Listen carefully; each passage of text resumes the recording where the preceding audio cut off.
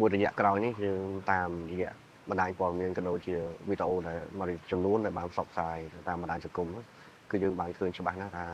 លើការឈ្លានពានរបស់ប្រទេសជិតខាងរបស់យើងហើយយើងឈឺចាប់មួយឡែកហើយនៃការឈ្លានពានមួយនេះហើយការពាក់លីជីវិតរបស់កងវីរៈកងទ័ពរបស់យើងក៏ដូចជាប្រជាពលរដ្ឋស្លូតត្រង់របស់យើងក៏ត្រូវបានបាត់បង់ជីវិតដែរប៉ុន្តែអ្វីដែលប្រហែលថ្ងៃក្រោយនេះអ្វីយើងកាន់ឈឺចាប់ថែមទៀតនោះគឺការ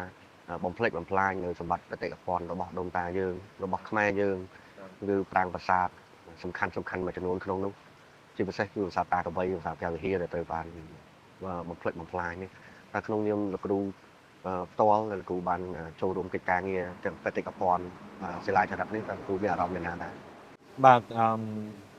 ជាអារម្មណ៍ជាមនោសញ្ចេតនាខ្ញុំជឿថាជនរួមជាតិទាំងអស់ហើយនៅខ្ញុំហ្នឹងគឺយើងមានបេះដូងដូចគ្នាមានសេចក្តីឈឺចាប់ដូចគ្នាចំពោះផលប៉ះពាល់ដែលកើតឡើងដោយសារសង្គ្រាមនេះវាលើសអំពីអ្វីដែលជាសង្គ្រាមធម្មតាប៉ុន្តែវាឈានរហូតទៅដល់ការបំផ្លិចបំផ្លាញសម្បត្តិបេតិកភណ្ឌ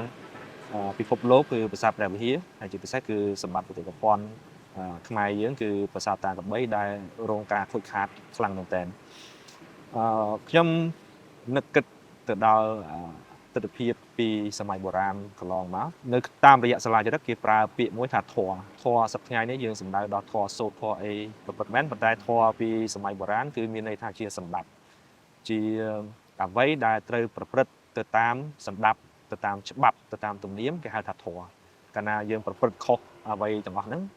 មានន័យថាយើងមិនលុះដោយធម៌យើងបំពេញធម៌យើងបាត់បង់នៅសម្ដាប់ធ្នាប់ការធ្វើបុណ្យធ្វើទាននៅសម័យបុរាណដែលគេធ្វើមានការកសាងប្រាសាទ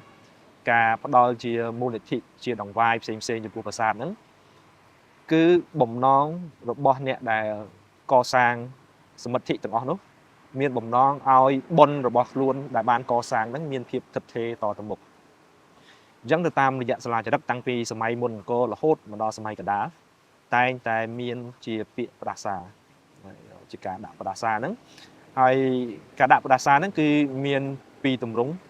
គឺថាទី1ជាការដាក់ផ្ដាសាឲ្យអ្នកដែលប្រព្រឹត្តខុសនោះត្រូវរងនៅអាជ្ញារបស់ព្រះរាជាអាជ្ញារបស់ព្រះរាជាហ្នឹងគឺសំដៅដល់ច្បាប់មានន័យថាកាលណាតែប្រព្រឹត្តខុសនៅក្នុងโลกហ្នឹងនៅក្នុងបច្ចុប្បន្នកាលហ្នឹងអ្នកទាំងអស់ហ្នឹងត្រូវតែទទួលទោសទណ្ឌពីព្រះរាជាទទួលទោសទណ្ឌតាមច្បាប់ដែលបានកំណត់ไว้ហើយនេះយើងឆ្លោះប្រចាំងមកដល់សម័យបច្ចុប្បន្នវិញគឺថាពេលដែលធ្វើអ្វីមួយគឺត្រូវអនុលោមទៅតាមច្បាប់ជាក្បួនសម្ដាប់ដូចគ្នានៅក្នុងការធ្វើសង្គ្រាមក៏មានច្បាប់ដែរទីតាំងបេតិកភណ្ឌជាប្រាសាទជាអីជាដើមក៏យើងមានជាអនុសញ្ញាសន្ធិសញ្ញាអីដើម្បីការពារមិនឲ្យប៉ះពាល់ជាដើមអញ្ចឹងដូចថាការបំផ្លិចបំផ្លាញប្រាសាទនេះគឺទៅពិនិត្យទៅតាមច្បាប់ដូចគ្នាដែរខ្ញុំជឿថារដ្ឋាភិបាលនិងអ្នកពាក់ព័ន្ធទាំងអស់នឹងពិនិត្យមើលលើផ្លូវច្បាប់ហ្នឹងទី2ការដាក់ផ្ដាសាមួយទៀតគឺសម្រាប់ទៅតាមផ្លូវជំនឿមានន័យថាអ្នកដែលប្រព្រឹត្តខុសនោះត្រូវរងទុក្ខទោសទៅតាមបែបជំនឿហើយដូនតារបស់យើង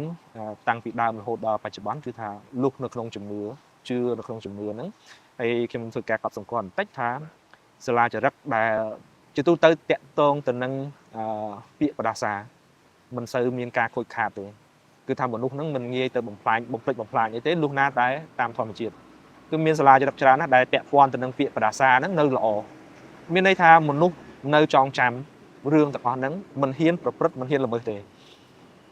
ខ្ញុំលើកអំពីព្រះបាទយសោមន្ទី1ព្រះអង្គជាក្សត្រស្ថាបនិករាជធានីអង្គរទី1ហ្នឹងព្រះអង្គបានកសាងប្រាសាទដលៃជាដើមព្រះអង្គបានសរសេរក្នុងសាលាចរិតហ្នឹងថាជាធម្មតាជាធម្មជាតិរបស់ព្រះមហាក្សត្រគឺអត់អាចអង្វរនរណាគេបានទេបើសិនអង្វរគេដូចមានន័យថាព្រះរាជាហ្នឹងព្រះអង្គអស់បជនលែងមានអត្តភាពជាព្រះរាជាទៀតហើយប៉ុន្តែព្រះអង្គសុខចិត្តអង្វរសុខចិត្តលន់តួទៅដល់ជនចំនួនក្រោយឲ្យថែរក្សាសមិទ្ធិរបស់ព្រះអង្គអ្វីដែលព្រះអង្គបានកសាងជាប្រាសាទជាបដិមាជា ទ្រព្យសម្បត្តិទាំងឡាយដែលព្រះអង្គថ្វាយទៅប្រាសាទហ្នឹងគឺសូមឲ្យព្រះរាជាចំនួនក្រោយនិងប្រជាជនចំនួនក្រោយហ្នឹងថែរក្សាមានន័យថាជាទឹកចិត្តរបស់អ្នកដែលកសាងគឺចង់ឲ្យសមិទ្ធិរបស់ខ្លួនហ្នឹងនៅគង់វង្សជាតារាចង់ឲ្យបុណ្យដែលសាងហ្នឹងគឺមានអត្ថភាពទៅជាតារានឹងព្រះរាជាដែលព្រះអង្គសុំស្នើសុំអង្វរកទៅដល់ប្រជាជនចំនួនក្រោយ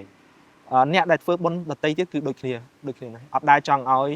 របស់ដែលខ្លួនកសាងហើយវានេះហិនហោចមិនទៅតាមសម្ដាប់មិនទៅតាមកាលវេលាទេគឺមានន័យថាអត់ចង់ឲ្យនរណាបំភ្លេចបំផ្លាញទេបើសិនបាធរនឹងទៅតាមកាលវេលានឹងជារឿងធម្មតាអញ្ចឹងហើយបានជាក្នុងសាលាចរិតហ្នឹងមានការដាក់បដាសាផងនិងការឲ្យពរផងមានសាលាចរិតជាច្រើនដែលឲ្យពរអ្នកដែលជួយថែរក្សាឬក៏ចម្រើនធម៌ការពារឲ្យចម្រើនធម៌ជាសមិទ្ធិដែលបានកសាងឲ្យកាន់តែល្អទៅមុខទៀតហ្នឹងគេឲ្យពរថាទទួលបានផលពាក់កណ្ដាលនឹងអ្នកដែលបានធ្វើហ្នឹងយើងអត់បានធ្វើបុណ្យធ្វើទានទេគ្រាន់តែថែរក្សាក៏បានបុណ្យអ្នកដែលធ្វើហ្នឹងគឺថាសូមឲ្យអ្នកដែលបានថែរក្សាហ្នឹងបានបុណ្យពាក់កណ្ដាលនៅនឹងអ្វីដែលបានធ្វើអានេះជាវិធីនៅក្នុងជំនឿនៅក្នុងផ្លូវច្បាប់អីដែលធ្វើឲ្យជនចំនួនក្រោយនឹងចូលរួមក្នុងការថែរក្សាហើយយើងឃើញថាជាស្មារតីរបស់យើងគឺជាប់តាំងពីដើមហ្នឹងគឺយើងអត់ហ៊ានទៅប៉ះពាល់កន្លែងទេវដ្ឋានប្រាសាទទីតាំងពុទ្ធសាសនាអីផ្សេងៗហ្នឹងទេមានតែចង់ជួយថែរក្សារបស់ហ្នឹងឲ្យវាតទៅមុខ